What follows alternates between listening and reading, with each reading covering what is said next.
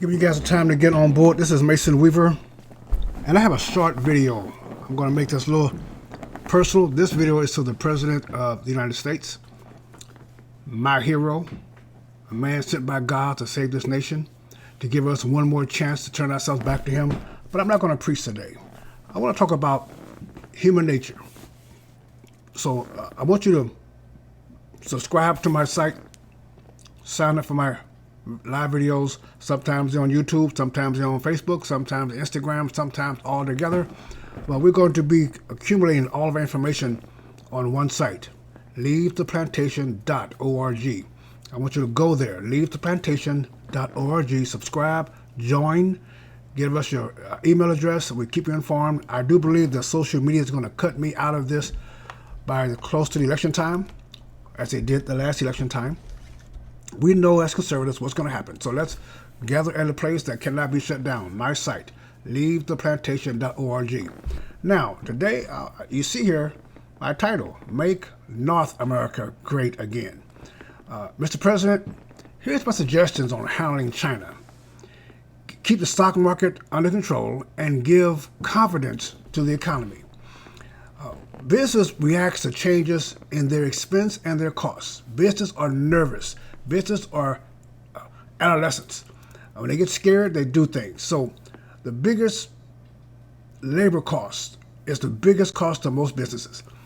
Cheap labor is a drug of business. They require, historically, throughout the history of mankind, they require cheap labor. In America, we use slaves. We use sharecropping. In Europe, they use slaves. They use sharecropping. And now, as multi-nations have grown up, we use poor nations to do that. We use nations all over the world. So therefore, let's accept that as a basic human faulty relationship, and it's going to never end.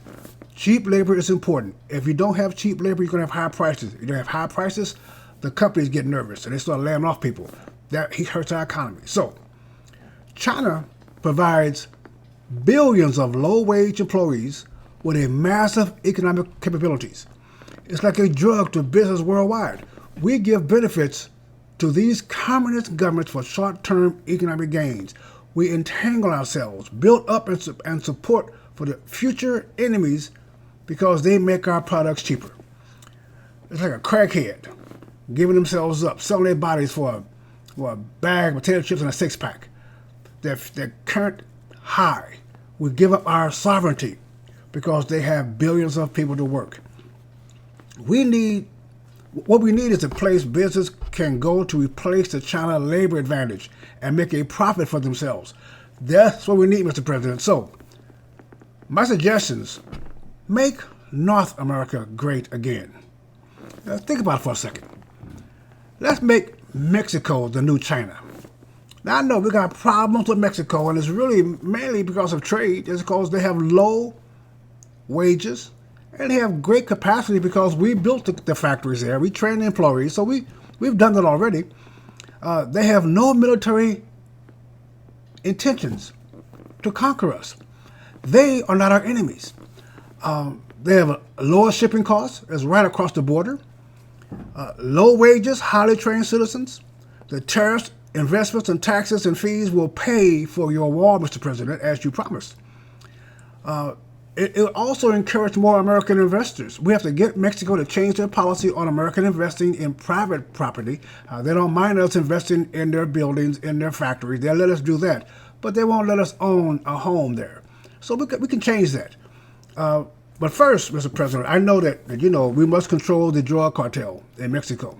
We must control them. We must end them. We must end the crime.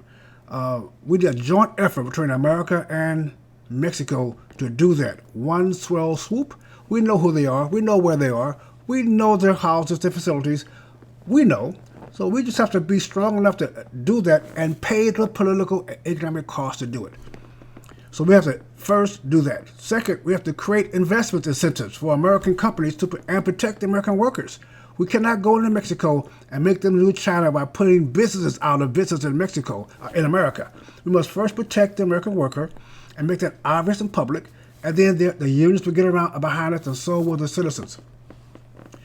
keep them honest by also including other North American companies and countries. Barbados, 97% literacy rate in that country. They speak English. They're highly educated, highly skilled, but low wages. Give them a most favored nation status, incentives to make their products for us, and for business to go there. Trade with Dominican Republic, the other side of Haiti. Very prosperous nation, speaking Spanish, use the peso, a very good potential competitor to Mexico to keep them honest. We can't let Mexico be the sole source of our good and grace. We must also include other nations.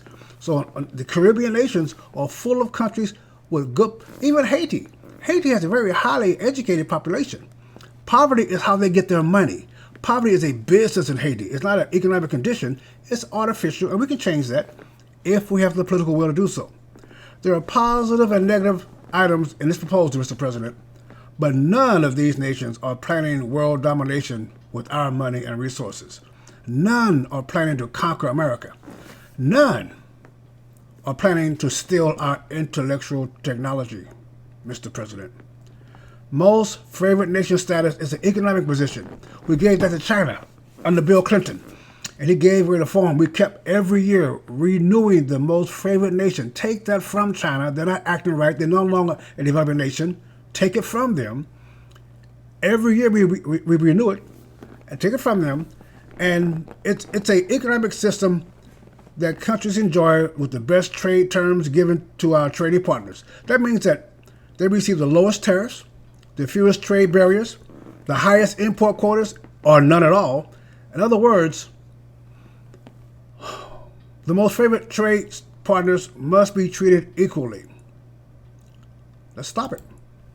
Most favored nation status is granted to People's Republic of China in 1979 by Bill Clinton. He promised during his campaign that he was going to hold that status connected to human rights violations in China. Well, China took our money and continued to violate their own people's human rights. So, Mr. President, let's fight this battle in a way that's going to improve the American public's life. Let's make North America great again. Let us start training and visiting and building up these countries around us that don't hate us. That's my proposal, Mr. President. Now, those of you who agree with this, copy it, share it, pass it around, and send it to the president. Let's make China beg us for our business, and let's make North America great again. This is Mason Weaver. Stay right or be left. Eternity is a long time to be wrong. Like, share, and post, folks. God bless you.